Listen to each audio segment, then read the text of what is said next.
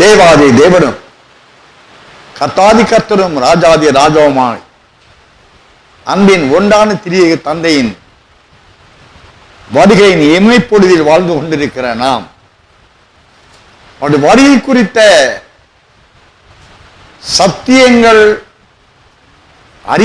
சத்தியங்களை அறிந்திருந்தால் மாத்திரமே, சத்தியங்களை போதிக்கப்பட்டிருந்தால் மாத்திரமே சத்தியத்தை சார்ந்த நித்தியத்தில் அமர்வதற்குரிய ஆவிக்குரிய அந்தணர்களாய், ஆவிக்குரிய பூர்ணர்களாய் ஆயத்தமானால் மாத்திரமே ஆதி முதற்கொண்டதான தேவனுடைய தீர்மானத்தின்படி ஒரு கூட்ட பரிசுத்த ராஜரி ஆசாரி கூட்டத்தை தேவாதி தேவன் ஆயத்தப்பட முடியும். அந்த கூட்டத்தை ஆயத்தப்படுத்த தேவன் உலக தோற்றத்திற்கு முன்பாகவே ஒரு கூட்ட சந்ததியை எழுப்பவும், அந்த சந்ததிக்கு என்று வைக்கப்பட்டிருக்கிற தேவ மகிமையை அவர்களை அணிந்து கொள்ள தகுதிப்படுத்துவதும் தேவனுடைய தீர்மானமாயிருக்கிறது. அதை தடை செய்யும்படி, ஏனென்றால் எவர்களை அந்தத்தில் உலகத்தின் அந்தம் என்றால் அழிவல்ல, உலகம் அழிவல்ல, மனுக்குல மீட்பு நிறைவு அடைகிற வேலை. ஆதியிலே தேவன் உண்டாக்கின பொழுது வானத்தை பூமியையும் 7 வகையான தூத சேனைகளை சிருஷ்டித்த வேளையிலும் சிருஷ்டிக்கப்படாமல் ஆவியில் பரிபூர்ணமான ஆத்துமாக்கள் மீதியாய் சீயோனில் வைக்கப்பட்டிருந்த நிலைகள் அத்தனையும் தேவனால் சிருஷ்டிக்கப்பட்ட அவைகளை காவல் காக்கிற கேருபாக இருந்து பின்பு பூமியிலே தள்ளப்பட்ட அவன் எல்லாவற்றையும் அறிந்தவனாய் இருக்கிறபடியினாலே நாம் இதுகாரும் தியானம் செய்து அறிந்து வருகிற மத்தேயு சுவிசேஷம் 24ஆம் அதிகாரம் 13-14 வசனங்களில் முடிவு வரைந்த நிலை நிற்பவனே ரட்சிக்கப்படுவான் என்று 13ஆம் வசனத்திலே அறிந்துள்ளாயிருக்கிறோம். அந்த ரட்சிப்பு முடிவான காலத்துக்குரிய ரட்சிப்பா இருக்கிறது என்றும், அந்த ரட்சிப்பை அடைந்து கொள்வதற்கு என்று உலக தோற்றத்திற்கு முன்பாகவே தேவ தீர்மானத்தின்படியாய் எவர்களுக்கு அது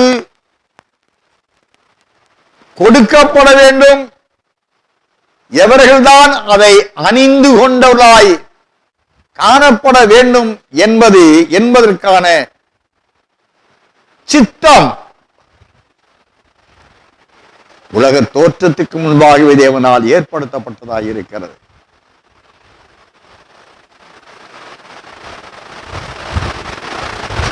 அதற்கென்றுதான் தேவாதி தேவன்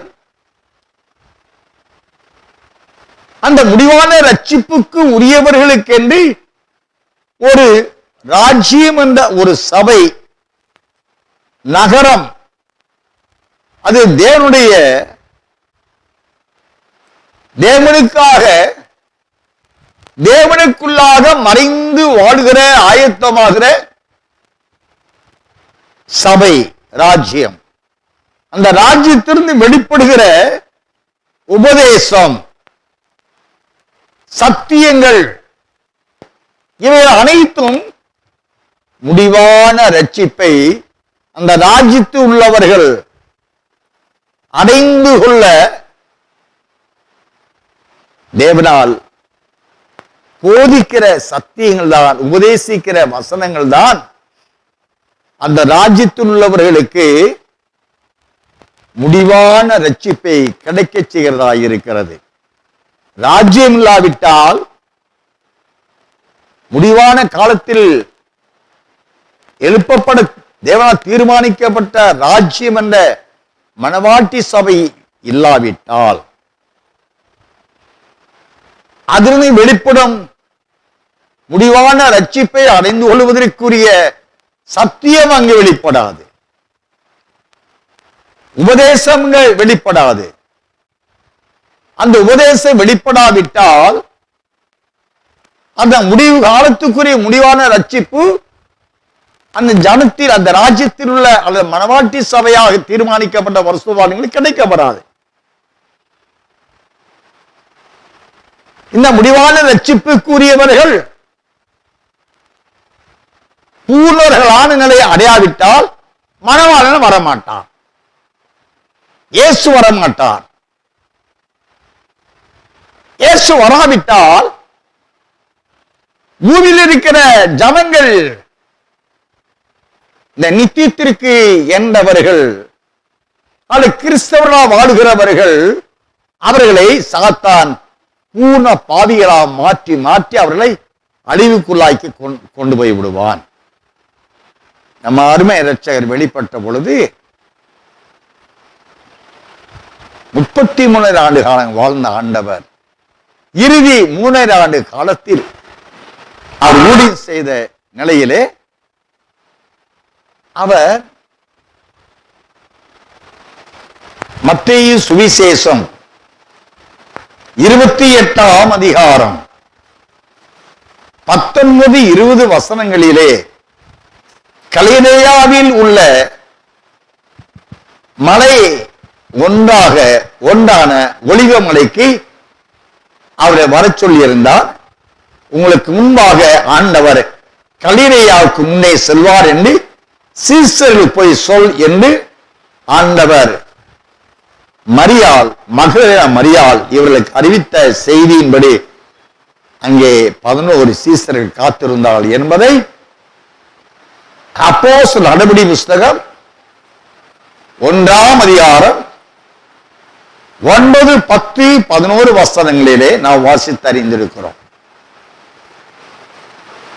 அப்பொழுது ஆண்டவரை ஒரு மேகம் எடுத்துக்கொண்டதே 40வது நாளிலே ஆண்டவரோடு எத்தனை பரிசுத்தவான்கள் சென்றடை கூட போனார்கள்? ஒருவரும் போகல. ஏன்? சாத்தானின் சதி திட்டம். ஒரு ஆத்துமா கூட அருமை இரட்சகருடைய மகிமையின் மறுரூபத்தை அணிந்து ஒரு மேகம் அவரை மறைத்துக் கொண்ட அந்த மகிமைக்குள் ஒன்றரை கலந்து கொண்ட மணவாட்டியானவர்கள் ஒருவரு கூட நேசோடு போகல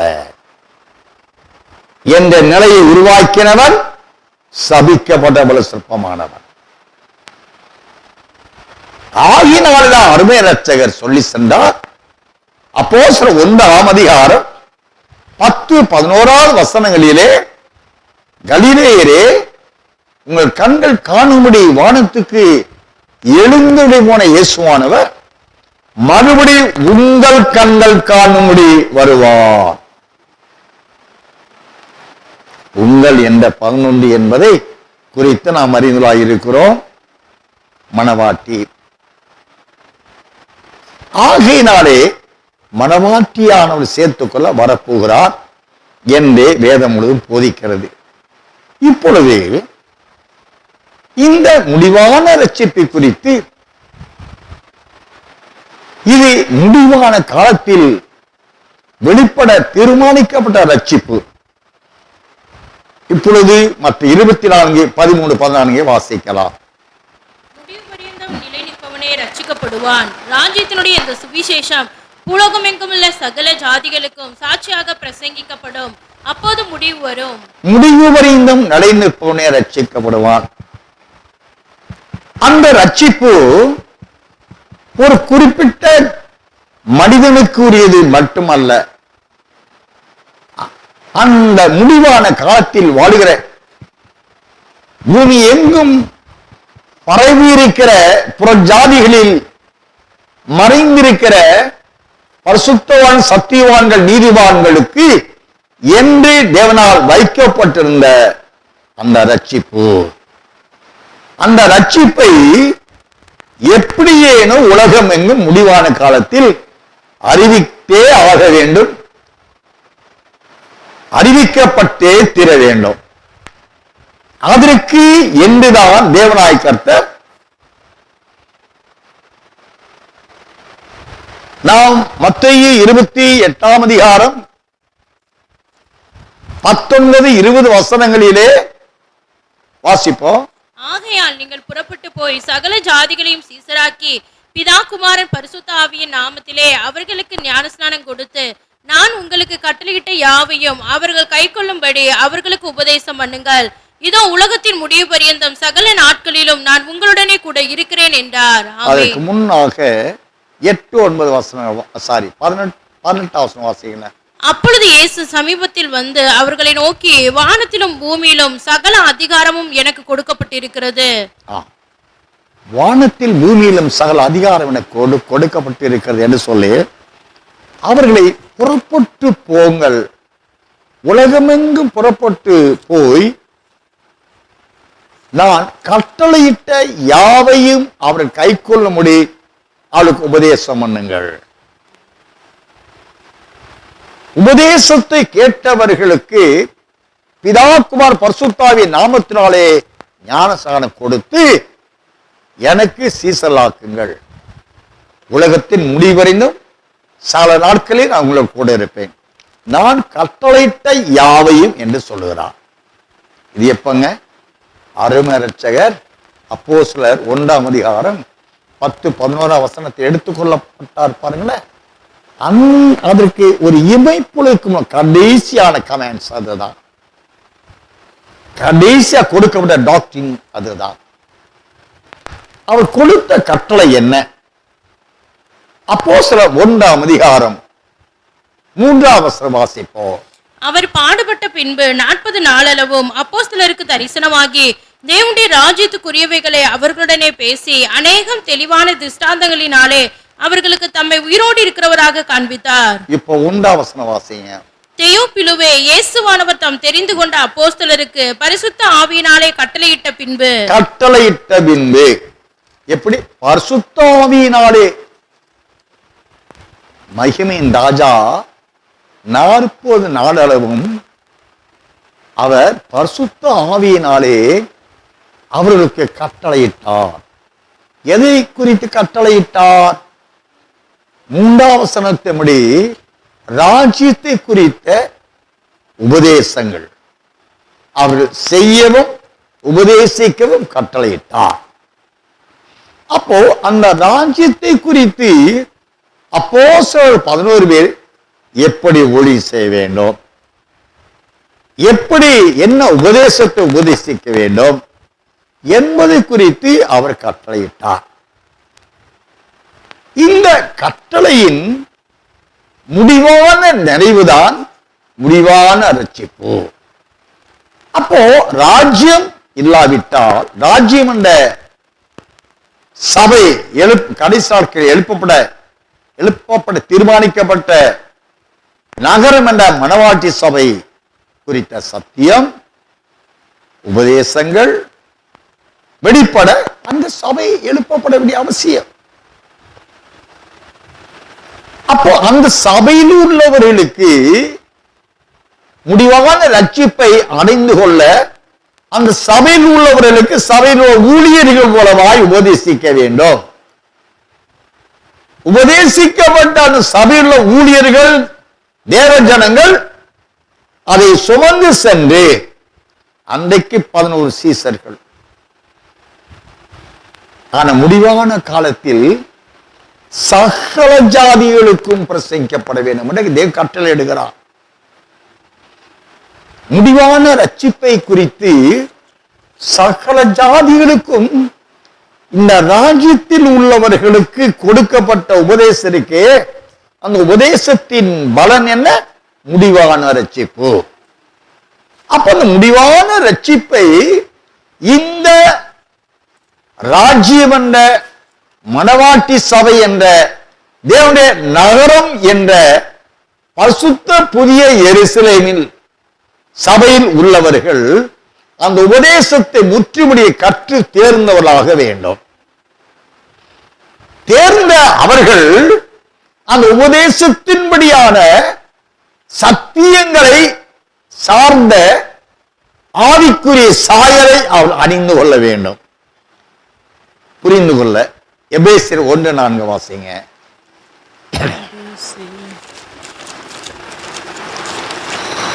தமக்கு முன்பாக நாம் அன்பில் பரிசுத்தம் உள்ளவர்களும் குற்றம் இல்லாதவர்களுமாய் இருப்பதற்கு அவர் உலக தோற்றத்திற்கு முன்னே கிறிஸ்துவுக்குள் நம்மை தெரிந்து கொண்டபடியே.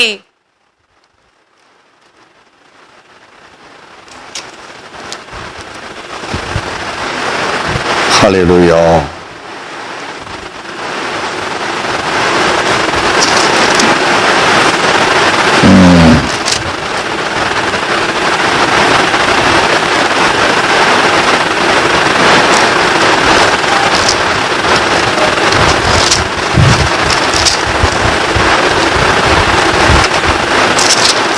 ஒன்று கொரிந்தியர் 2 7 வசனம் வாசிங்க. அப்படி இருந்தும் தேறினவர்களுக்குள்ளே ஞானத்தை பேசுகிறோம், இப்பிரபஞ்சத்தின் ஞானத்தை அல்ல, அழிந்து போகிறவர்களாகிய இப்பிரபஞ்சத்தின் பிரபுக்களுடைய ஞானத்தையும் அல்ல, உலக தோற்றத்திற்கு முன்னே தேவன் நம்முடைய மகிமைக்காக ஏற்படுத்தினதும் மறைக்கப்பட்டதுமாய் இருந்த ரகசியமான தேவன் ஞானத்தையே பேசுகிறோம். உலக தோற்றத்திற்கு முன்னே தேவன் நம்முடைய மகிமைக்காக ஏற்படுத்தினதும் மறைக்கப்பட்டதுமாயிருந்த ரகசியமான தேவ ஞானத்தையே பேசுகிறோம் என்று சொல்லுகிறார். உலக தோற்றத்திற்கு முன்னே தேவன் நம்முடைய மகிமைக்காக ஏற்படுத்தின ரகசியம். உலக தோற்றத்திற்கு முன்னாகவே நமக்காக தேவனால் ஏற்படுத்தப்பட்ட ரகசியம். அப்படி என்றால் அதைத்தான் அந்த ரகசியம் என்ன? 1 கொரிந்தியர் 15 51, 52 வசனங்களை வாசிக்கலாம். இதோ ஒரு ரகசியத்தை உங்களுக்கு அறிவிக்கிறேன், நாம் எல்லாரும் நித்திரை அடைவதில்லை, ஆகிலும் கடைசி எக்காலம் தொனிக்கும் போது ஒரு நிமிஷத்திலே ஒரு இமை பொழுதிலே நாம் எல்லாரும் மறுரூபமாக்கப்படுவோம். இந்த ரகசியத்தை உலக தோற்றத்திற்கு முன்பாகவே தேவன் நம்முடைய மகிமைக்காக, யாருடைய மகிமைக்காக? முடிவான காலத்தில் வெளிப்படும் ராஜ்யத்தின் புத்திரர்கள் இருக்கிறாங்களே, தன் புருஷனுக்காக அலங்கரிக்கப்படும்படியாக கடைசி நாட்களில் காலத்தில் எழுப்பப்பட தீர்மானிக்கப்பட்ட ராஜ்யம் என்ற பரிசுத்த புதிய எருசலேம் நகரம் என்ற ஆட்டுக்குட்டியாருடைய மகிமையை அணிந்து கொண்ட மணவாட்டி இருக்கிறாளே, ஆட்டுக்குட்டியாருடைய மனைவியாய மணவாட்டி என்ற பரிசுத்த புதிய எருசலேம் நகரம் இருக்கிறாளே, அவளுக்கு என்று உலக தோற்றத்திற்கு முன்னே தேவன் நம்முடைய மகிமைக்காக ஏற்படுத்தினதும், ஆனால் அந்த காலம் வருகிற வரைக்கும் அந்த தேவத்திட்டம் மறைக்கப்பட்டு இருந்தது. அந்த மறைக்கப்பட்டிருந்த ரகசியம் அதை குறித்து அது என்ன என்பதை, அந்த தேவனுடைய ஞானத்தை இப்பொழுது நாங்கள் உங்களுக்கு பேசுகிறோம் அல்லது பிரசங்கிக்கிறோம் என்று சொல்லப்படுகிறது. கொலோசியர் 1 தயவு செய்து கதையாக்காதீங்க, கொஞ்சம்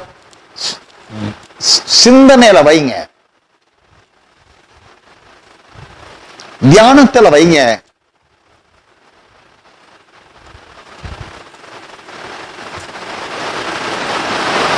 கொலோசியர் 1:27 வாசிங்க. புறஜாதிகளுக்குள்ளே விளங்கிய இந்த ரகசியத்திலுள்ள மகிமையின் ஐஸ்வர்யம் இன்னதென்று தேவன் தம்முடைய பரிசுத்தவான்களுக்கு தெரியப்படுத்த சித்தமானார். பாருங்க, புறஜாதிகளுக்குள்ளே விளங்கிய இந்த தேவனுடைய மகிமையின் ரகசியம் புறஜாதியிலிருந்து மீட்கப்பட போகிற மணவாட்டியானவர்களுக்கு என்றுதான் அன்புநாதனால் ஏற்படுத்தப்பட்ட அந்த ரகசியம் என்று நாம் கொலோசியர் 1:27 அருமையான அப்போஸ்தலனாகிய பவுல் அடியாரை கொண்டு ஆவியானவர் எழுதுகிறார். 20 கொலோசியர் 1:23 வாசிப்போம். அந்த சுவிசேஷம் வானத்தின் கீழ் இருக்கிற சகல சிருஷ்டிகளுக்கும் பிரசங்கிக்கப்பட்டு வருகிறது. அந்த சுவிசேஷம் வானத்தின் கீழ் இருக்கிற சகல சிருஷ்டிகளுக்கு பிரசங்கப்பட்டு இருக்கிறது.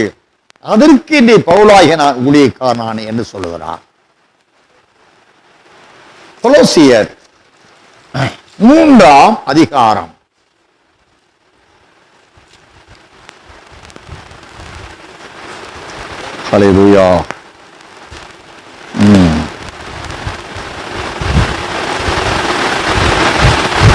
10ஆம் வசனத்தை வாசிப்போம். தன்னை சிருஷ்டித்தவருடைய சாயலுக்கு ஒப்பாய் பூரண அறிவடையும்படி புதிதாக்கப்பட்ட புதிய மனுஷனை தரித்துக் கொண்டிருக்கிறீர்களே. தன்னை சிருஷ்டித்தவருடைய சாயலுக்கு ஒப்பாய் பூரண அறிவடையும்படிக்கு புதிதாக்கப்பட்ட புதிய மனுஷனை தரித்துக் கொண்டிருக்கிறீர்களே. அப்போ பழைய மனுஷன் அல்ல, இந்த முடிவான ரட்சிப்புக்கு உரியவர்கள் அடைந்து கொள்ள போகிற மனுஷன் யார்? புதிதாக்கப்பட்ட மனுஷன். பழையவெல்லாம் அழிந்து ஒளிந்து போன மனுஷன் ஆவியானவருக்குள் புதிதாக்கப்பட்ட மனிதன் என்றால் அது விளக்கம் கொடுக்கிறார். நம்மை சிருஷ்டித்தவருடைய சாயலுடைய ஞானம், அறிவு, நம்மை சிருஷ்டித்தருடைய சாயலுக்கு ஒப்பாய் இருக்கிறபடியா அவர்கள் பூரண அறிவுடையவர்கள். நம்மை தன்னை சிருஷ்டித்தருடைய சாயலுக்கு ஒப்பாய் பூரண அறிவை அடையும்படிக்கு அவர்கள் புதிதாக்கப்பட்ட மனுஷனை தரித்துக் கொண்டவர்கள். பழைய மனுஷன் அங்கே வெளிப்படாது. அவர்களுக்குள், இந்த மனவாட்டி சபையினருக்குள் வெளிப்படுகிற மனுஷன் பிதாவை அவர்கள் அணிந்து கொண்டிருக்கிறபடியால், பிதாவுடைய சாயல் ரூப மகிமை அவர்கள் தரித்து கொண்டவர்களாய் இருக்கிறபடியால் அவர்களிருந்து வெளிப்படும் செயல்பாடுகள் அத்தனையும் அவர்களுடைய பிதா, அவர்களுக்குள் மறைந்திருக்கிற பிதாவினுடைய சாயல், அது புதிதாக்கப்பட்ட மகிமையின் சாயலுக்குரிய வார்த்தைகள், செயல்பாடுகள், அர்ப்பணிப்பு, ஜீவியம், இவைகள்தான் அவர்கள் வெளிப்பட வேண்டும் என்பது கர்த்தருடைய கட்டளையாயிருக்கிறது. ஆனபடியினாலே இதை அடைந்து கொள்ள அவர்களுக்கு 2 கொரிந்தியர் 4ஆம் அதிகாரம் 4வது வாசிங்க. தேவனுடைய சாயலாய் இருக்கிற கிறிஸ்துவின் மகிமையான சுவிசேஷத்தின் ஒளி அவிசுவாசிகளாகிய அவர்களுக்கு தேவனுடைய சாயலாய் இருக்கிற கிறிஸ்துவின் மகிமையான சுவிசேஷத்தின் ஒளி.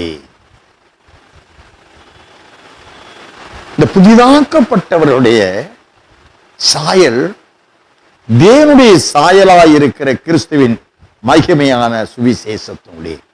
இப்ப தேவனுடைய சாயலாய் இருக்கிற அந்த மகிமை இருக்கே, தேவனுடைய மகிமை, அது கிறிஸ்துவின் மகிமை, அதை அடைந்து கொள்வதற்கு ஆயத்தப்படுத்துகிறதான சுவிசேஷத்தின் ஒளி, சுவிசேஷமான வெளிச்சம் இவர்களுக்கு இந்த ராஜ்யத்தில் இருந்து வெளிப்படும் சுவிசேஷமாக உபதேசமாக கொடுக்கப்பட்டு அதற்கு ஒப்புவித்துக் கொண்டவர்கள் யாவரும் அடைய போகிற அந்த ரட்சிப்பு தான் முடிவான ரட்சிப்பு.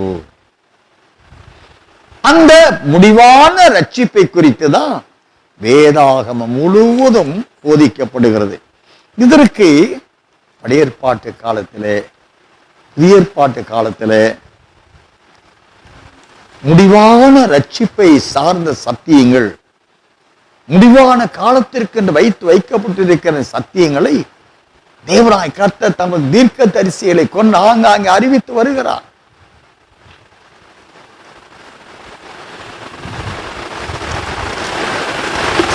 ஏசாயா தீர்க்கதரிசி புஸ்தகம் 51ஆம் அதிகாரம் 6ஆம் வசனம் வாசி. உங்கள் கண்களை வானத்துக்கு ஏறெடுங்கள், கீழே இருக்கிற பூமியையும் நோக்கி பாருங்கள். வானம் புகையைப் போல் ஒளிந்து போம், பூமி வஸ்திரத்தை போல் பழசாய்ப்போம், அதன் குடிகளும் அப்படியே ஒளிந்து போவார்கள். என் ரட்சிப்போ என்றென்றைக்கும் இருக்கும், என் நீதி அற்று போவதில்லை. அருமையான கர்த்தருடைய பிள்ளைகளே, உங்கள் கண்களை வானத்துக்கு ஏறிடுங்கள், கீழே இருக்கிற பூமியை நோக்கி பாருங்கள். வானம் புகையை போல் ஒளிந்து போம், பூமி வஸ்திரத்தை போல் பழசாய்ப்போம், அதன் குடிகளும் அப்படியே ஒளிந்து போவார்கள். என் ரட்சிப்போ என்றென்றைக்கும் இருக்கும், என் நீதி அற்று போவதில்லை. என்னுடைய ரட்சிப்பு, என்னுடைய நீதி அற்று போவது இல்லை. அது என்றென்றைக்கும் இருக்கக்கூடிய ரட்சிப்பு. அந்த ரட்சிப்பு தான் முடிவான ரட்சிப்பு. அந்த ரட்சிப்பை பிரசங்கிக்க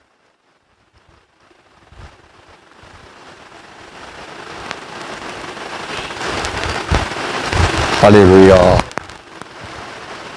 Mighty Jesus.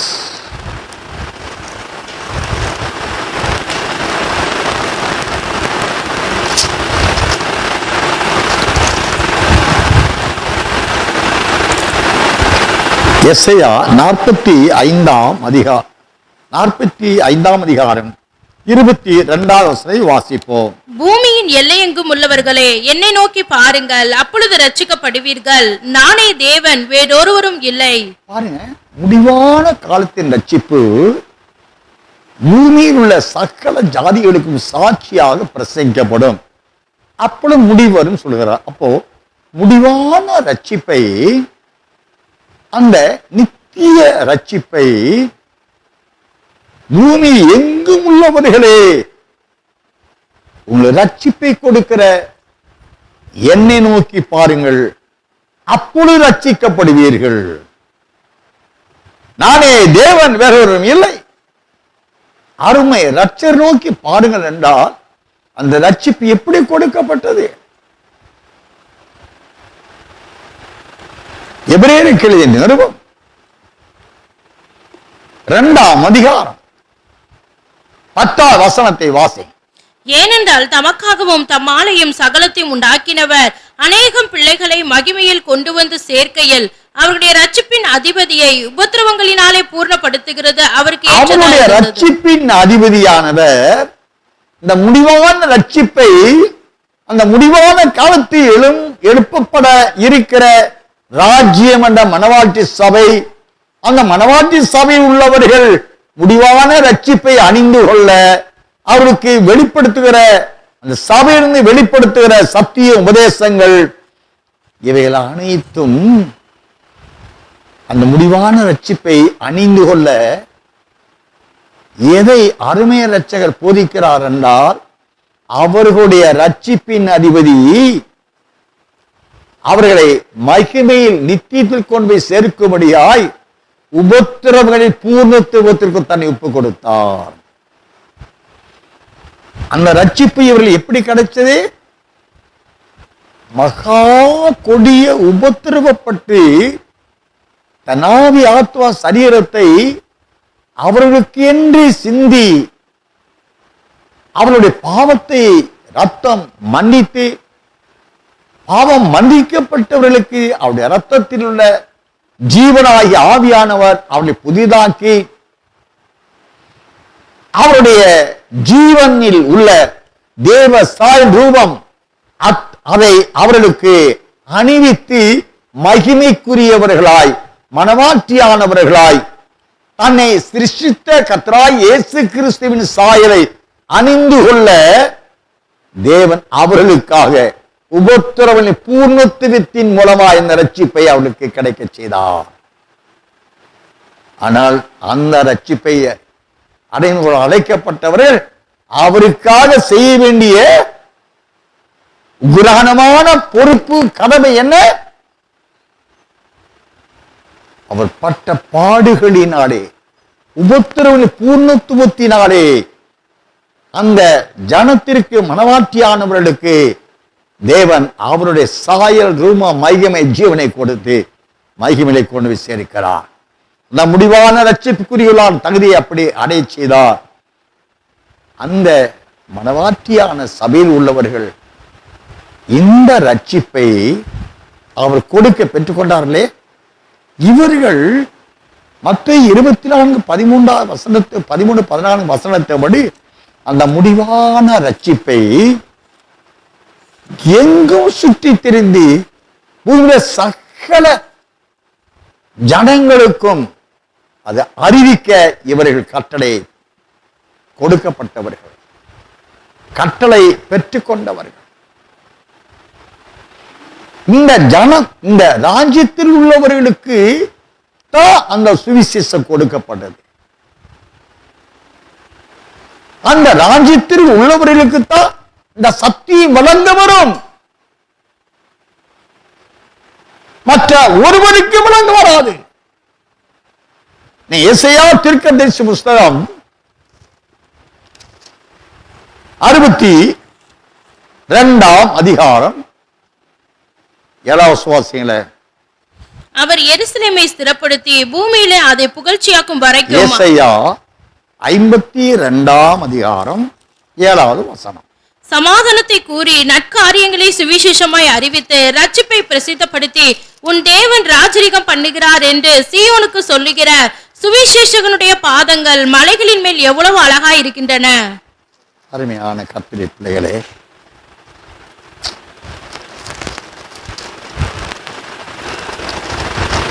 சமாதானத்தை கூறி நற்காரியங்களை சுவிசேஷமாய் அறிவித்து ரட்சிப்பை பிரசித்தப்படுத்தி, எதை பிரசித்தப்படுத்துறாங்க?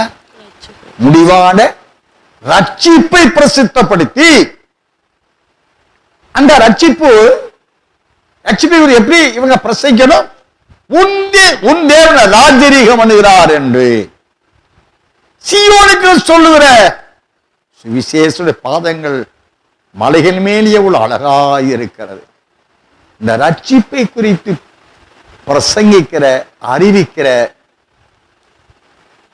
அந்த ராஜ்யத்தின் புத்திரர்கள், அந்த மனவாட்டியானவர்களுடைய ஊழியம், அவருடைய பாதங்கள் எவ்வளவு அழகாயிருக்கு.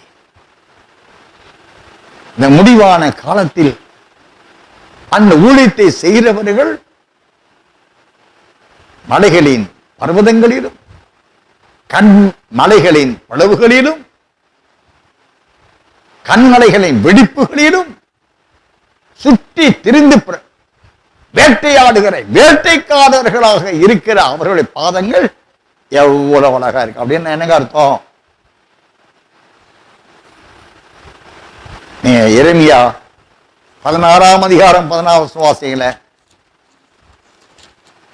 இதோ நான் மீன் பிடிக்கிற அநேகரை அழைத்தனுப்புவேன், இவர்கள் அவர்களை பிடிப்பார்கள்.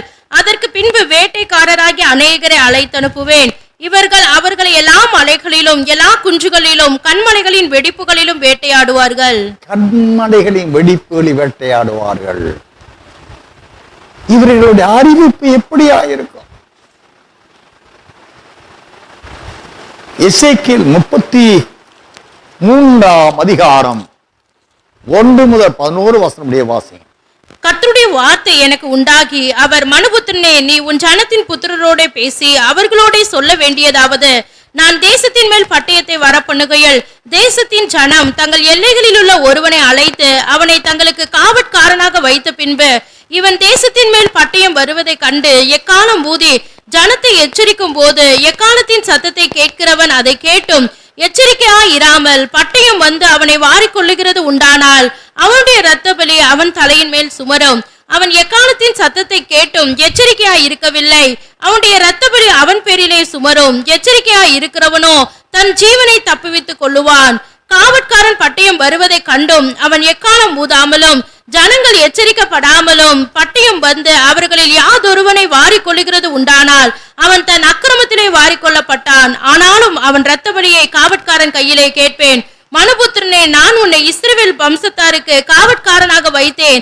ஆகையால் நீ என் வாயினாலே வார்த்தையை கேட்டு என் நாமத்தினாலே அவர்களை எச்சரிப்பாயாக. நான் துன்மார்க்கனை நோக்கி, துன்மார்க்கனே, நீ சாகவே சாவாய் என்று சொல்லுகையில் நீ துன்மார்க்கனை தன் துன்மார்க்கத்தில் இராதபடி எச்சரிக்கத்தக்கதாக அதை அவனுக்கு சொல்லாமற் போனால் அந்த துன்மார்க்கன் தன் அக்கிரமத்திலே சாவான். ஆனாலும் அவன் இரத்த பலியை உன் கையிலே கேட்பேன். துன்மார்க்கன் தன் வழியை விட்டு திரும்பும்படி நீ அவனை எச்சரித்தும் அவன் தன் வழியை விட்டு திரும்பாமற் போனால் அவன் தன் அக்கிரமத்திலே சாவான், நீயோ உன் ஆத்துமாவை தப்புவிப்பாய். அருமையான கர்த்தருடைய பிள்ளைகளே, கடந்த நாளிலே சில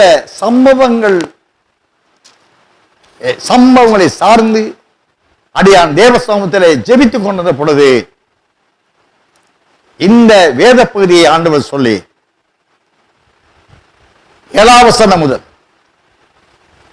6ஆம் வசனம் முதல், காவற்காரன் பட்டயம் வருவதை கண்டும் அவன் எக்காலம் ஊதாமலும் ஜனங்கள் எச்சரிக்கப்படாமலும் பட்டயம் வந்து அவர்களில் யாதொருவனை வாரிக்கொள்ளுகிறது உண்டானால் அவன் தன் அக்கிரமத்திலே வாரிக்கொள்ளப்பட்டான். ஆனாலும் அவன் ரத்தப்படியை காவற்காரன் கையிலே கேட்பேன். ஆபத்து வருகிறது. ஒருவரும் கிரியை செய்யக்கூடாத ராக்காலம் வருகிறது. யோர்தான் புரண்டு வரும் காலம் வருகிறது.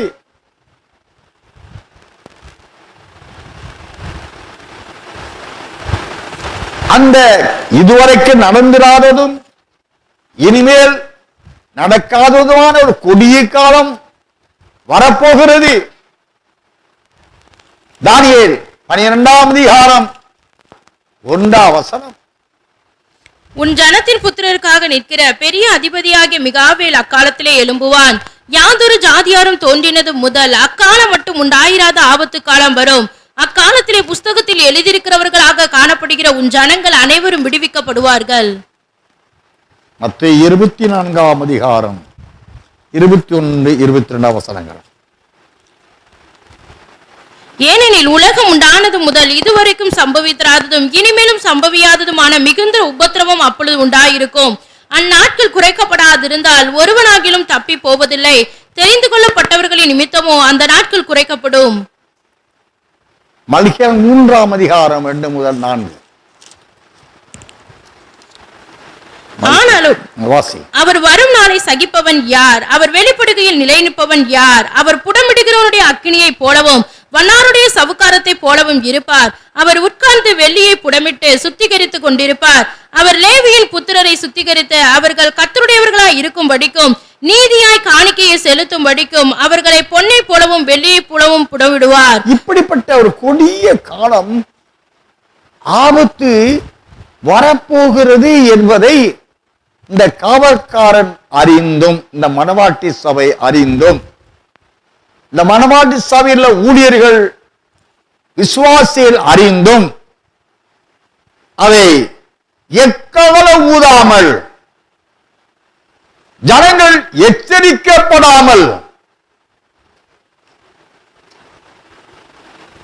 பட்டயம் வந்து ஆபத்து வந்து அவர்களில் யாதொருவனை வாரிக்கொள்ளுகிறது உண்டானால் என்றால்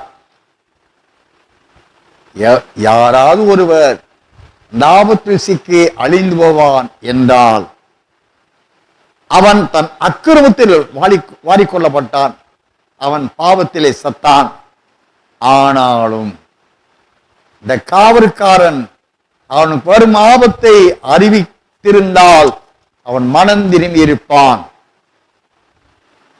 இவன் காவற்காரன் அவனுக்கு அவன் ஆத்மாவுக்கு அக்கினியும் கண்டகமுமான நியாயத்தீர்ப்பு வரப்போது என்பதை அவனுக்கு அறிவித்திருந்தால் அவன் மனம் திரும்பி இருப்பான். அப்பொழுது அவன் இரத்த பலிக்கு இந்த காவற்காரன் தப்பியிருப்பான். அவனும் அந்த ஆபத்தில் இருந்து காப்பாற்றப்பட்டிருப்பான். அப்படி இல்லாமல் காவற்காரன் அறிவிக்காமல் எக்காலம் ஊதி எச்சரிக்காமல் ஜனங்களை எச்சரிக்காமல் முடிவான ரட்சிப்பின் காரியங்களை அறிவிக்காமல் இவன் தன் காரியமாய் போய்கொண்டிருக்கிறவனாய் இந்த பரிசுத்த புதிய எருசலேம் மணவாட்டி சபையில் உள்ள ஒவ்வொருவரும் அவனவன் தன் காரியமாய் போகிறவர்களாய் நீங்கள் ஈர்ப்பீர்கள் என்றால் கர்த்தர் 2 வாரத்திற்கு முன்னால் சொன்ன வார்த்தை அவளுடைய இரத்தப்படி உன்னிடத்தில் கேட்பேன். ஆகையினால் இந்த வார்த்தை சொன்ன பின்பு அடியான் என்னுடைய தலையில 2 கையை வைத்துக் கொண்டு, ஆண்டவர் உண்மையில் நடந்த சம்பவங்க, என் தலையில 2 கையை வைத்துக் கொண்டு, ஆண்டவரே சபையில் உள்ள சில ஊழியர்கள் சில விசுவாசி நிமித்தமாய் நான் ஏற்கனவே பாரம் சுமந்து கண்ணீர் விட்டு கதறிக் கொண்டிருக்கிறேன். இப்பொழுது இந்த சுமையை என்னால் எப்படி சுமப்பது என்று நான் அழுதேன். இந்த நிலையிலே தேவன் தம் தூதரை அனுப்புகிறார். அவர்கள் சென்று ஒவ்வொரு இடத்திலும் அடியான இடத்திலே ஒரு சில ஊழியர்கள் தான் நின்றார்கள். அந்த ஊழியரை பார்த்து தூதர்கள் ஒவ்வொருவரும் பெரிய பெரிய அபார்ட்மெண்ட் கட்டுவதற்காக ஒரு அபார்ட்மெண்ட்டுடைய சுற்றளவும் புரிந்து கொள்ள சொன்னார். ஒரு பெரிய கிராமம் இருக்கு வச்சுக்கங்களேன், பெரிய கிராமம். அந்த பெரிய கிராமத்திற்கு ஏற்றதான ஒரு சுற்றளவு கொண்ட அபார்ட்மெண்ட் குடியிருப்புகள். அதற்கு ஒவ்வொரு தூதரும் போய் வேகமா அந்த பில்லர் போடுறதுக்கு, அந்த காலம் போடுறதுக்கு தோன்றாங்க. இன்னொரு தூதன் வந்து அந்த புட்டிங் பில்லரை வைக்கிறாங்க கம்பிய. இன்னொரு தூதன் வந்து கான்கிரீட் போடுறாங்க. இந்த அளவுக்கு இதுக்கு மேல போனா ரூம்ஸ் தானே இருக்கும். இந்த கிரவுண்ட் ஃப்ளோர் கார் பார்க்கிங் பார்க்கணும் அந்த அபார்ட்மெண்ட்டுக்கு. அந்த அளவு போட்டுட்டு அருமையான சொன்னாருங்க, இனிமேல் இதற்கு மேலே கட்டடம் கட்டுவது கட்டடம் கட்டும் சிற்பினி, கட்டடம் கட்டிடும் சிற்பினிகள் என்று கடுமையான சத்தத்தில் ஆண்டவர் சொன்னார். கர்த்தருடைய பிள்ளைகளே, ஆபத்து நெருங்கியிருக்கிறது. அந்திக்கிறிஸ்து காலம் நெருங்கியிருக்கிறது. இந்த நாட்களிலே அது குறித்த சத்தியங்களை இந்த ராஜ்யத்தின் புத்திரர்களுக்கு அறிவிக்கப்பட்டிருக்கிறது. ஏண்டா ரோமர்களே நிருபம் 8ஆம் அதிகாரம் 23, 24 வசனங்களை வாசிக்கிற பொழுது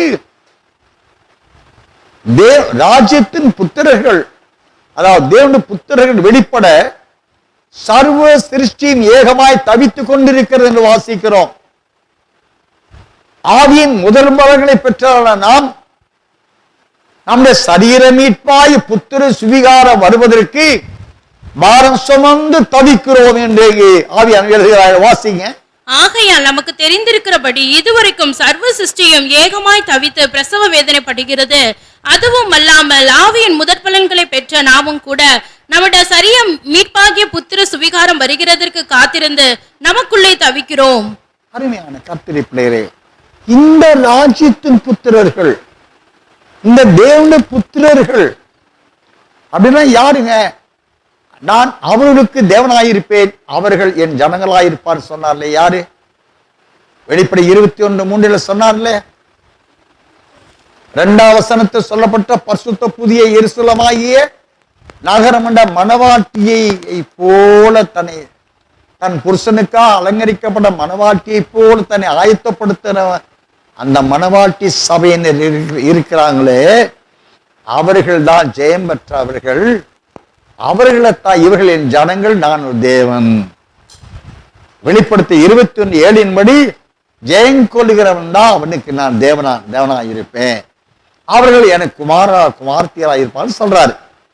அவர்கள் வெளிப்பட இந்த சர்வ சிருஷ்டியும் ஏகமாய் தவித்து காத்து கொண்டு இருக்கிறது என்ற அவர்களை எழுப்பிதான், அவர்கள் மூலமாக தான் இந்த முடிவான ரட்சிப்பு உலகம் எங்கும் சகல ஜாதிகள் பிரசங்கிக்கப்பட வேண்டுங்க.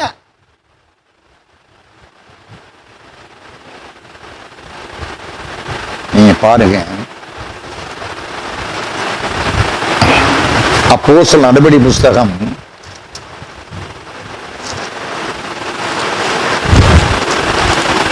அப்போஸ்தலர் நடபடி புஸ்தகம் 16ஆம் அதிகாரம்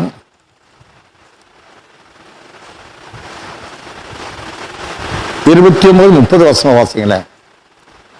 22 அப்போஸ்தலர் 16 சாப்டர் 16 verse 29-30.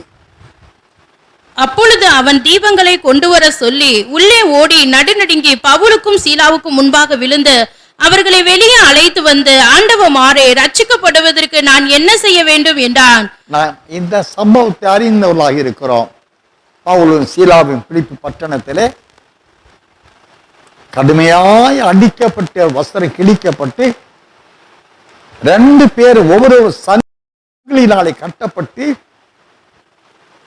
கழுமரத்தில் ஒவ்வொருவரையும் சிறைச்சாலையிலே கழுமரத்தில் தனித்தனியாக அவர் கைகளும் கால்களும் கட்டி கழுமரத்திலே 20 உட்கார வைத்து அப்படியே கழுமரத்தில் சங்கில கட்டப்பட்டு இருக்கிறார். இவர்கள் இருவரும் பவுலும் சீலாவும் இத்தனை பாடுகளின் மத்தியில் தேவனை துதித்து பாடுகிறார்கள். அந்த வேளையிலே சீயோன் அசைந்து தூதர்கள் கடந்து வந்து பவுலும் சீலாவு கட்டுகளை அவிழ்த்து விடுகிறார்கள்.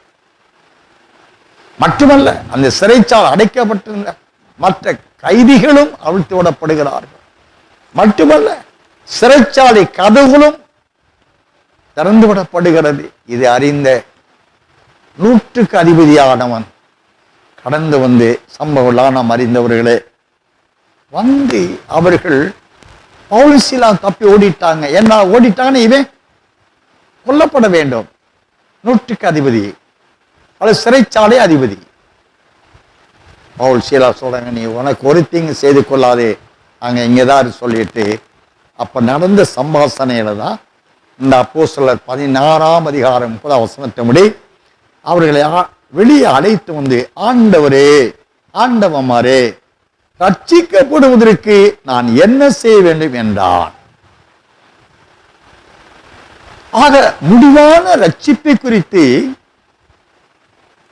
அப்போஸ்தலர் ஊழியமே ராஜ்யத்தை குறித்து, ராஜ்யத்தை ஸ்தாபிப்பது அப்படின்னா மணவாளனை சந்திக்க ஆயத்தப்படுகிற அந்த ராஜ்யத்தின் புத்திரர்களான மணவாட்டியானவர்களை ஆயத்தப்படுத்த அதற்குரிய ஊழியம் செய்ய உபதேசிக்க வேண்டிய சத்தியங்களை அவர்கள் உபதேசிப்பதுதான், அந்த ராஜ்யத்தை கட்டி எழுப்புவதுதான் அப்போஸ்தலர் காலத்துடைய ஊழியமாய் இருந்தது. அதைத்தான் ஆண்டவருமாறே நாங்கள் ரட்சிக்கப்பட என்ன செய்ய வேண்டும். இந்த சம்பவம் ஏன் இந்த பவுல் சீலாவுக்கு சிறைச்சாலை அனுபவம் வந்ததுன்னா, டெய்லி காலையில பவுல் சீலாவும் அந்த பிலிப்பி பட்டணத்து நதிக்கரையில போய் கொண்டு இருக்கும் பொழுது குறி சொல்லுகிற ஆவி பிடித்த ஒரு ஸ்திரீ தினந்தோறுங்க இந்த 2 அப்போஸ்தலருக்கு பின்னாலே வந்து இவங்க 2 பேரை பார்த்தோன்னே கூட்டம் கூடும். அந்த விடையிலே அந்த குறி சொல்லுகிற ஆவி பிடித்த அந்த ஸ்திரீயானவள், நான் வாசிக்கிற இதே அதிகாரத்தை அப்போஸ்தலர் 16ஆம் அதிகாரம் 16, 17, 18 3 வசனம் வாசிங்களேன். நாங்கள் ஜெபம் பண்ணுகிற இடத்துக்கு போகையில் குறி சொல்ல ஏவுகிற ஆவியை கொண்டிருந்து குறி சொல்லுகிறதுனால் தன் எஜமான்களுக்கு மிகுந்த ஆதாயத்தை உண்டாக்கின ஒரு பெண் எங்களுக்கு எதிர்பட்டாள். அவள் பவுலையும் எங்களையும் பின்தொடர்ந்து வந்து, இந்த மனுஷர் உன்னதமான தேவனுடைய ஊழியக்காரர், ரட்சிப்பின் வழியை நமக்கு அறிவிக்கிறவர்கள் என்று சத்தமிட்டாள். இப்படி அநேக நாள் செய்து கொண்டு வந்தால் பவுல் சினங்கொண்டு திரும்பி பார்த்து, நீ இவளை விட்டு புறப்படும்படி இயேசு கிறிஸ்துவின் நாமத்தினாலே உனக்கு கட்டளை இடுகிறேன் என்று அந்த ஆவியுடனே சொன்னான். அந்நேரமே அது புறப்பட்டு போயிற்று. அருமையான கர்த்தருடைய பிள்ளைகளே, நடந்த சம்பவம், சிறைச்சாலை அனுபவம் பவுலுக்கும் சீலாவுக்கும் வந்ததுக்குரிய காரணம் என்ன? இவர்கள் சாத்தான் சாட்சி கொடுக்கிறாங்க.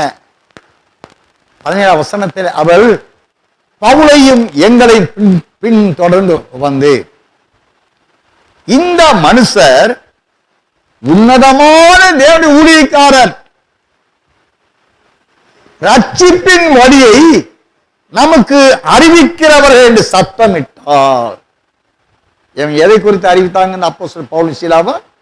ரட்சிப்பின் வழியை, முடிவான ரட்சிப்பின் வழியை. இதே மகான் தான் அதாவது தெசலோனிக்க திருச்சபைக்கு எழுதின 2ஆம் நிருபத்திலே 2ஆம் அதிகாரம் 13-14 வசனங்களிலே கர்த்தராகிய இயேசு கிறிஸ்துவின் மகிமை அடைந்து கொள்ளும்படியான ரட்சிப்புக்கு அந்த சுவிசேஷம் வெளிப்பட்டது என்றெல்லாம் தெளிவாக அந்த வசன வாசியை 13-14. கர்த்தருக்கு பிரியமான சகோதரரே, நீங்கள் ஆவியினாலே பரிசுத்தமாக்கப்படுகிறதினாலும் சத்தியத்தை விசுவாசிக்கிறதினாலும் ரட்சிப்படையும்படிக்கு ஆதி முதல் தேவன் உங்களை தெரிந்து கொண்டபடியினாலே நான் உங்களை குறித்து எப்பொழுதும் தேவனை ஸ்தோத்தரிக்க கடனாளிகளாய் இருக்கிறோம். நீங்கள் நம்முடைய கர்த்தராகிய இயேசு கிறிஸ்துவின் மகிமையை அடையும் பொருட்டாக எங்கள் சுவிசேஷத்தினாலே அந்த ரட்சிப்புக்கு அவர் உங்களை அழைத்தார். பாருங்க, இந்த மகான்களை கொண்டு, இந்த அப்போஸ்தலர்களை கொண்டு அறிவிக்கப்பட்ட ரட்சிப்பு நித்திய ரட்சிப்பாய் இருக்கிறது. அந்த ரட்சிப்பு நித்தியத்தில் இவர் என்றென்றைக்கும் தேவனோடு வாழ இவர்கள் தகுதிப்படுத்துகிற முடிவான ரட்சிப்பாய் இருந்தபடியினாலே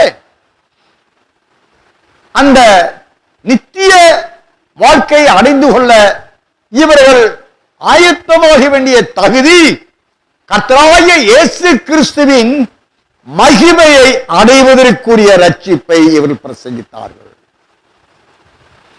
கர்த்தராகிய இயேசு கிறிஸ்துவின் மகிமையை அடைவதற்குரிய அந்த ரட்சிப்புக்குரிய சுவிசேஷத்தை இவர்கள் அறிவித்தார்கள். அந்த சுவிசேஷம் எங்கள் சுவிசேஷத்தினாலே அந்த ரட்சிப்பு கர்த்தர் அழைத்தார். அந்த முடிவான ரட்சிப்புக்கு கர்த்தர் அழைத்தார். அதன் பலன் சிறைச்சாலை, துன்பம். அருமையான கர்த்தருடைய பிள்ளைகளே, வேதத்தில் நாம் கடந்த நாட்களில் தியானம் செய்த சத்தியங்கள்லாம் நாம் நினைவுக்கு, நம்முடைய உணர்வுக்கு கொண்டு வர நாம் அழைக்கப்படுகிறோம். முடிவான ரட்சிப்பு அப்போஸ்தலர் பேதுரை கொண்டு நாம் அடிக்கடி வாசித்து தியானம் செய்திருக்கிற சத்தியம்தான்.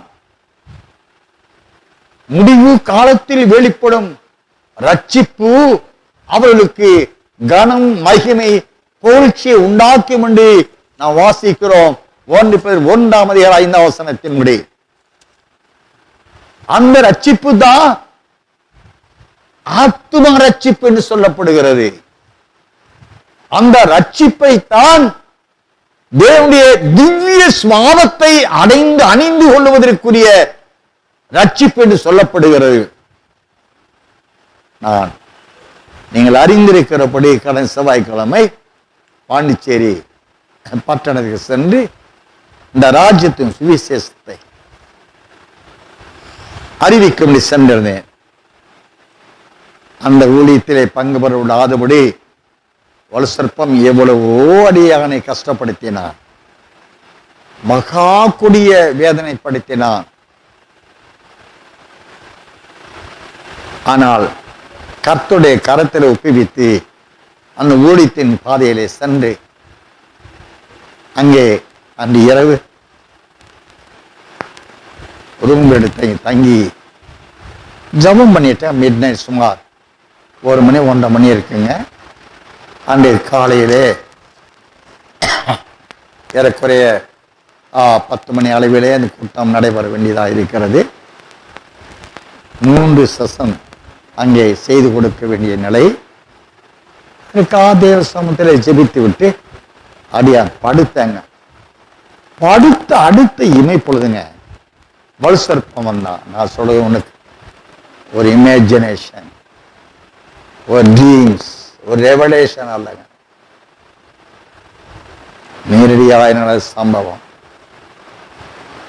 நான் படுத்திருக்கிறேன். வலுசற்பம் வந்து நின்றான். அவன் சொன்ன வார்த்தை, பூர்ண ரட்சிப்பை, பூர்ண ரட்சிப்பின் சுவிசேஷத்தை நீ அறிவித்து விடுவாயா? நான் அமைதியாக இருந்தேன். மறுபடியும் பூர்ண ரட்சிப்பின் சுவிசேஷத்தை நீ அறிவித்து விடுவாயா? என்று மறுபடி அதே கேள்வி கேட்டார்.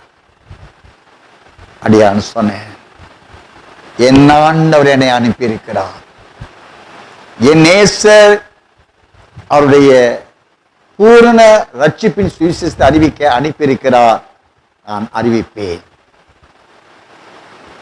மறுபடியும் நான் சுருக்கமா சொல்றேன், இந்த வார்த்தை பதில் சொல்லி கர்த்தருடைய நாமத்தினாலே அவனை கட்டின பொழுது அவன் மூர்க்க வெறி கொண்டவனாய், இந்த ஓநாய் பார்த்திருக்க, அது ஊழையின்றதை பார்த்திருக்கீங்களா? ஏறக்குறைய நாய் ஊழலும் பாருங்களேன், அதோடதான் அந்த வலுசற்பம் ஓநாய் போல ஊழையிட்டு கொண்டே ஓடுகிறான்.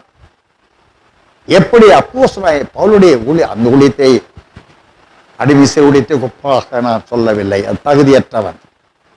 இருந்தாலும் கர்த்தருடைய வசனம், அந்த குறி சொல்லுகிற ஆவி, உன்னதமான தேவனுடைய ஊழியர்கள், இவர்கள் ரட்சிப்பின் சுவிசேஷத்தை அறிவிக்கிற ஊழியக்காரர்கள். சாத்தானுக்கே தெரியுதுங்க யார் ரட்சிப்பின் சுவிசேஷத்தை அறிவிக்கிற ஊழியர்கள், யார் வீட்டிலே முடங்கி கிடக்கிற ஊழியர்கள், யார் ரட்சிப்பின் சுவிசேஷத்தை அறிவிக்கிற தேவ ஜனங்கள், யார் மாய்மகனம் பண்ணி தங்களையும் அடித்துக் கொண்டு மற்றவரையும் அழித்துக் கொண்டிருக்கிற கள்ள கூட்டத்தார் என்பதை தேவன் அறிந்திருக்கிறார், சாத்தானும் அறிந்திருக்கிறான். என்றால் அவனும் நாமும் அவன் பூமியில தள்ளப்படுவதற்கு முன்பாக அங்கே ஒரு சேர தேவனை வழிபட்டு கொண்டு ஆராதித்துக் கொண்டு இருந்தோம். அவன் பூமியில தள்ளப்பட்ட அந்த இமைப்பொடியிலே ஒரு கூற்றத்தை இழுத்து வந்தான், நம்மை அவன் எடுக்க முயற்சித்தான். நம்மையோ ஆவியாகிய தேவனோடு ஒன்றரை கலந்து கொண்ட நிலையில் இலாதி முதல் என்னோடு கூட இருந்தபடியா நீங்கள் சாட்சிலாயிரும் சொன்னாரே, அந்த மேன்மையான தேவனுடைய இரக்கத்தின் நிமித்தமாய் நாம் தேவனோடு இருந்தோம், அவனோடு வரவில்லை. ஆகிலும் தேவனோடு யார் யார் சேர்ந்து இருக்கிறார்கள், யார் யாரை முடிவான ரட்சிப்பின் காலத்தின் தேவ திட்டத்தை நிறைவேற்றுகிறதற்கு சிருஷ்டிக்கப்பட்டவர் யார் யார் என்பதெல்லாம் வலுசற்பத்தின் கையில் இருக்கிறது. இது ஒன்றும் ஒரு ஆக்சிடென்ட் போல் நடக்கிற சம்பவம் இல்லைங்க. முதலாவது இந்த ஆவியில் பரிபூர்ணம் உள்ளவர்களாக அன்பு பிதாவாய தேவன் சிருஷ்டித்துக் கொண்டார். தன்னை ஆராதிக்கிற தேவதூதருடைய கூட்டம் 7 வகையான கூட்டங்கள் யார், 7 வகையான தூதர்கள் யார் என்பதை சிருஷ்டித்தார். மீதி உள்ள ஆவியில் பரிபூர்ணம் உள்ள கூட்டத்தில் எலியா, ஏனோக்கு என்பவர்களை அவருடைய சமூகத்திலே ஒலிவ மரங்களாக வைத்துக் கொண்டார். இன்னும் ஏதேனிலே ஆதாம் ஏவாள் தீர்க்கதரிசிகளில் இவர்கள் யார், மனவாட்டியானவர்கள் இவர்கள் யார், சாத்தானை தோற்கடிக்கிறவர்கள் இவர்கள் யார்? நீங்க புரிந்து கொள்வதற்காக சொன்னா, எசையா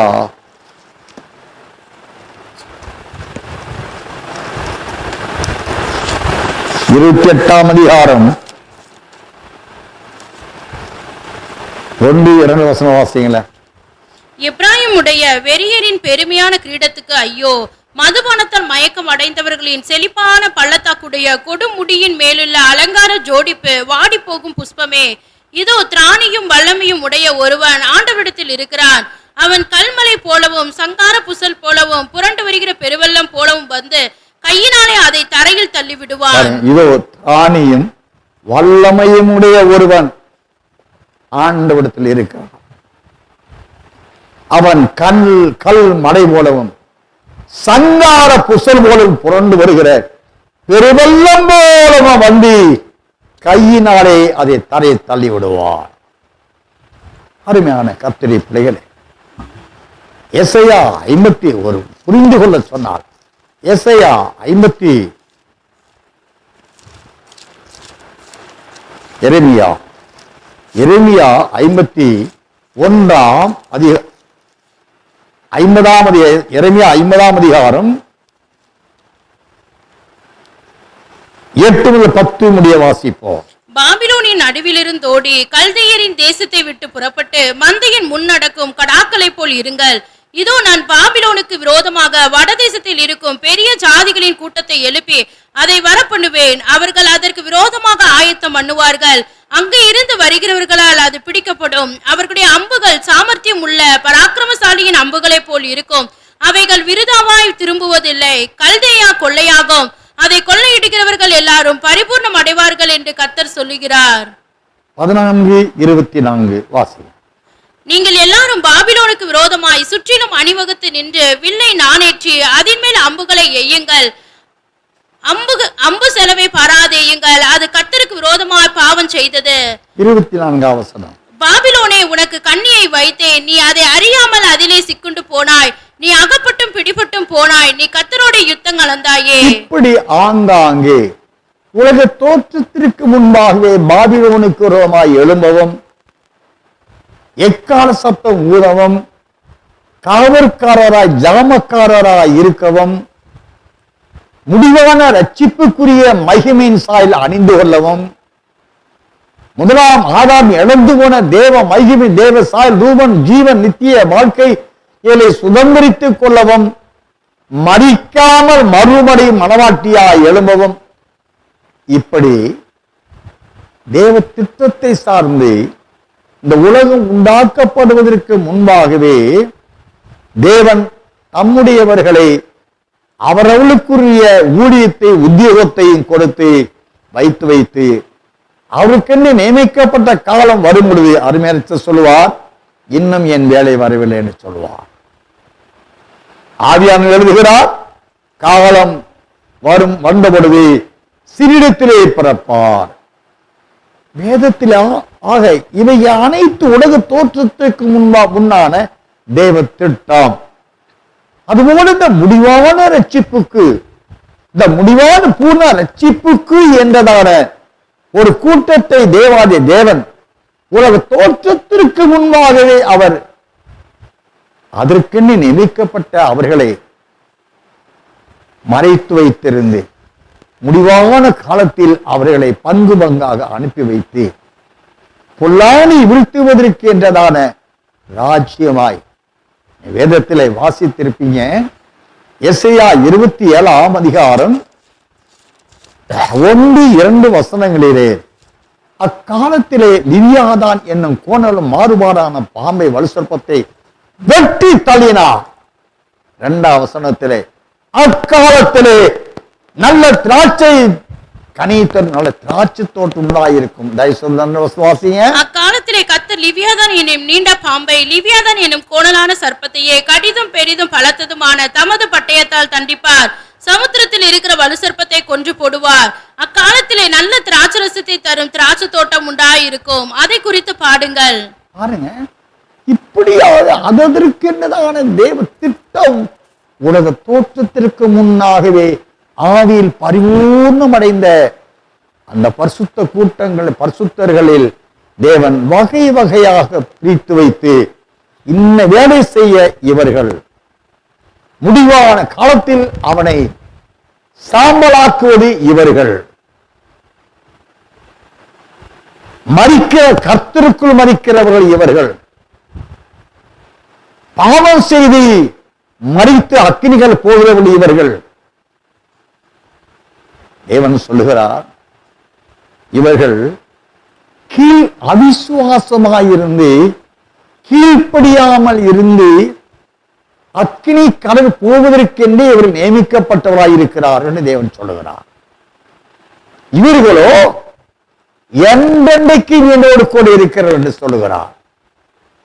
இவர்களோ அவிசுவாசியாயிருந்து கீழ்ப்படியாமல் போவதற்கென்று நியமிக்கப்பட்டவர்களாய் இருக்கிறார்கள்.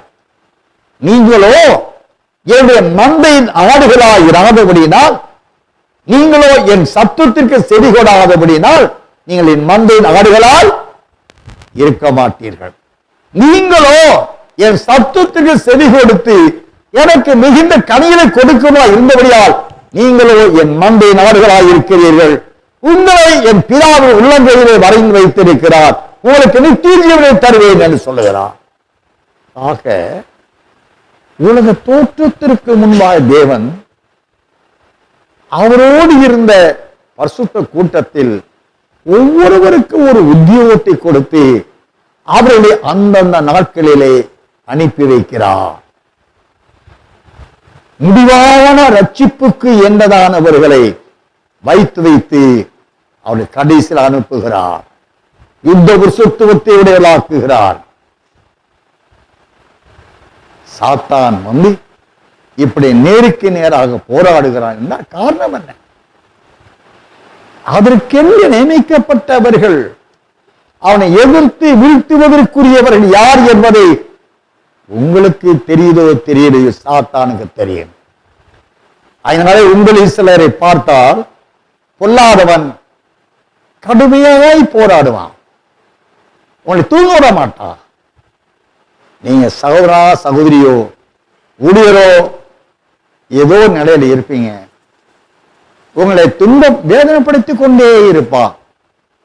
சரீரப்படியான நிலையில் கரைபிடித்துக் கொண்டே இருப்பான். அதுல ஜெயிச்சீங்கன்னா சிந்தனை மூலமாக உங்களுடைய ஆத்மா கரைபிடித்துக் கொண்டே இருப்பான். தொடர்ந்து நீங்க போக்குவரத்து வேலை ஸ்தலத்தில் உங்களை உபத்திரப்படுத்துவான். நீங்க போவீங்க, உங்க கூடவே அவன் வருவான். திரும்பி பார்த்தா பொல்லா பிசாசு நிற்பான்.